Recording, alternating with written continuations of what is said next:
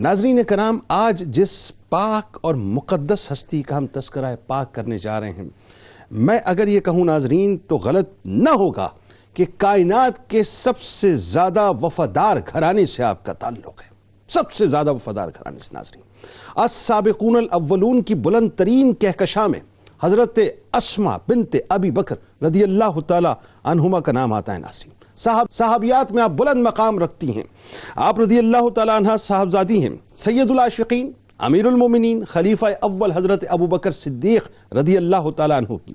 آپ رضی اللہ تعالیٰ عنہ زوجہ ہیں حضرت زبیر بن عوام رضی اللہ تعالیٰ عنہ کی، جو سرکار مدینہ صلی اللہ علیہ وآلہ وسلم کے پھوپھیزاد بھائی بھی ہیں، اور ام المومنین حضرت خدیجہ الکبریٰ سلام اللہ علیہا کے بھتیجے بھی ہیں، جو سابقون الاولون میں بھی ہیں اور جن کے سر اقدس پر عشرہ مبشرہ کا تاج بھی سجا ہوا ہے ناظرین۔ آپ بہن ہیں امت کی ماں، امت کی ماں، میری آپ کی آل اولاد قربان ہو جائے ان پر، حضرت عائشہ صدیقہ رضی اللہ تعالیٰ عنہ کی، یعنی آپ سالی ہیں سرکار مدینہ صلی اللہ علیہ وآلہ وسلم کی۔ ناظرین کرام، آپ ماں ہیں حضرت عبداللہ ابن زبیر رضی اللہ تعالیٰ عنہ کی، جن کی پیدائش قدرت کی طرف سے ایک جواب تھا ان کفار کو جو ہجرت کے بعد مسلمانوں کے یہاں اولاد نہ ہونے پر یہ کہتے تھے کہ ہم نے مسلمانوں کی بندش کر دی ہے۔ اللہ تعالیٰ نے آپ کی پیدائش کے ذریعے سے ان کفار کو یہ جواب دیا تھا۔ سرکار مدینہ صلی اللہ علیہ وآلہ وسلم پر ایمان لانے والوں میں ناظرین کیا کمال بات ہے، یعنی دنیا میں جب تک مسلمان آتے رہیں گے، جتنے مسلمان آئے، جتنے آئیں گے، اس وقت 1.5-2 ارب موجود ہیں، پتہ نہیں کتنے آئیں گے، لیکن کمال یہ ہے یہ تاج آپ کے سر اقدس پہ سجا ہے کہ آپ کا نمبر 18واں ہے، یعنی جب بھی تاریخ لکھی جائے گی اور لکھی جاتی رہے گی ناظرین، 18واں نمبر ہے کہ آپ سرکار مدینہ صلی اللہ علیہ وآلہ وسلم کے دین پر ایمان لائیں۔ اس زمانے میں ناظرین مسلمان چھپ چھپ کر عبادت کیا کرتے تھے۔ آپ نے اللہ اور اس کے رسول صلی اللہ علیہ وآلہ وسلم کی محبت میں بو جہل کے تماچے تک برداشت کیے۔ مقام ایسا جو ہجرت کے موقع پر اپنے کمر بند کے 2 ٹکڑے کریں اور ان کی مدد سے کھانے کے تہلے اور مشکیزے کو باندھیں تو بارگاہ نبوی صلی اللہ علیہ وآلہ وسلم سے ان کو ذات النطاقین کا، یعنی 2 کمر بند والی کا لقب عطا ہو جائے اور رہتی دنیا تک یہ لقب جو ہے ان کے لیے ان کا ٹائٹل بن جائے ناظرین۔ ناظرین کرام، صدیق اکبر رضی اللہ تعالیٰ عنہ کا جو گھرانہ ہے، جیسا کہ میں نے ابتدا میں کہا،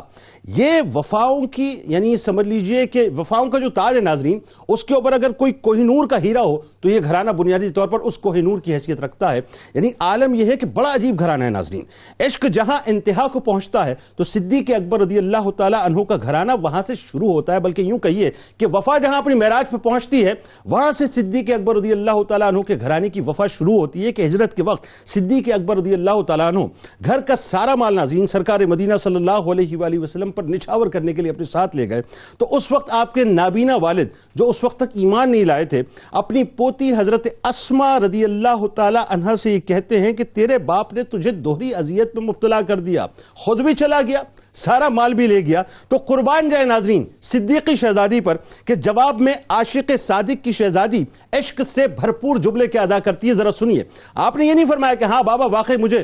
دوہری نیت میں میرے بابا جان مبتلا کر کے چلے گا، نہیں دادا ایسا نہیں، بلکہ فرمایا یہ کہ دادا جان انہوں نے خیر کثیر ہمارے لیے چھوڑی ہے، اور وہ کیا چھوڑی ہے اس پہ انشاءاللہ آج کلام کریں گے۔ کہ حضرت اسماء بنت ابی بکر رضی اللہ تعالیٰ عنہ ناظرین کی سیرت خواتین کے لیے میں یہ سمجھتا ہوں کہ واقعی ایک روشن مثال رکھتی ہے، اس کی حیثیت رکھتی ہے ناظرین، کہ وہ نہایت صابرہ تھی، نہایت شاکرہ خاتون تھی۔ ہجرت مدینہ کے بعد انہوں نے بہت مفلسی اور تنگ دستی میں یعنی جو زندگی گزاری، لیکن اس کے باوجود بھی کبھی آپ نے صبر اور شکر کا دامن نہیں چھوڑا۔ اس زمانے میں ان کے شوہر حضرت زبیر بن عوام رضی اللہ تعالیٰ عنہ بہت مفلس اور تنگ دست تھے ناظرین۔ ان کی ساری متاع لے دے کے 1 گھوڑا اور 1 اونٹ پر مشتمل تھی، لیکن جب آپ آسودہ حال ہوئیں، اس کے بعد جب اللہ تبارک و تعالیٰ نے آپ کو فراخی عطا کی ناظرین، تو عالم یہ تھا کہ اس وقت بھی آپ نے اپنی وضاقتہ کو تبدیل نہیں کیا، وہی روکھی کھایا کرتی تھی، وہی سوکھی کھایا کرتی تھی، اور وہی موٹا کپڑا جو ہے پہنتی تھی۔ یعنی عالم یہ تھا کہ آپ نے فقر کو باقاعدہ اختیار کیا ہوا تھا، اور عالم یہ تھا کہ جو دولت آپ کے پاس آتی تھی آپ خیرات کر دیا کرتی تھی،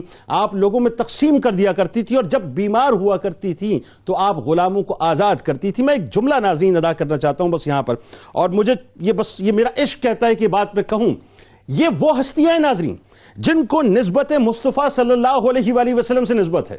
اور جن کو ناز ہے نسبت مصطفیٰ صلی اللہ علیہ وآلہ وسلم پر. اور کیسا ناز ہے ذرا سنیے کہ ایک واقعہ بڑا عجیب ہے ناظرین، اور یہ عشق کی باتیں ہیں، یہ عشق والوں کی باتیں ہیں کہ حضرت عائشہ صدیقہ رضی اللہ تعالیٰ عنہ کے پاس جبہ تھا سرکار مدینہ صلی اللہ علیہ وآلہ وسلم کا. جب آپ نے پردہ فرمایا تو وہ جبہ حضرت اسماء بنت ابی بکر رضی اللہ تعالیٰ عنہ کو وہ دے کے چلی گئی. وہ ان کے پاس موجود تھا. آپ کو پتہ ہے ناظرین وہ کیا کرتی تھی؟ وہ کرتی یہ تھی کہ جب کوئی بیمار آپ کے پاس آتا تو آپ اس جبے کا کنارہ لے کر پانی کے اندر جو ہے اس کو گھول دیا کرتی تھی، یعنی ملا دیا کرتی تھی، ہلا دیا کرتی تھی. اللہ تبارک و تعالی اس جبے کے صدقے سے اس بیمار کو شفا عطا کرتا تھا. یہ ان کا ایمان تھا تبرکات مصطفیٰ صلی اللہ علیہ وآلہ وسلم پر کہ جن نسبتوں کو انہوں نے سنبھالا نہیں ہے بلکہ ان کے ذریعے سے مسلمانوں کو فیض بھی پہنچایا ہے. آج ناظرین ان پر بات کریں گے. ان پر ہم بات تو کیا کریں گے صاحب، وہی بات ہے، بس ان کا تذکرہ پاک کر کے ان کے غلاموں کے رجسٹر میں اپنا نام لکھ